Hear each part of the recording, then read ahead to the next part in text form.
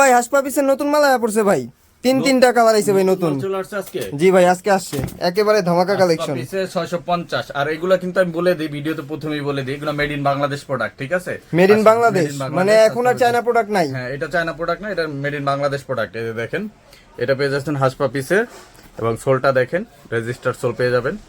আর এগুলো হচ্ছে এই যে দেখেন, ভিতরে মেডিকেল ডক্টর ইনসোল থাকবে, আর এরকম প্রত্যেকটা বক্স আকারে থাকবে, ঠিক আছে?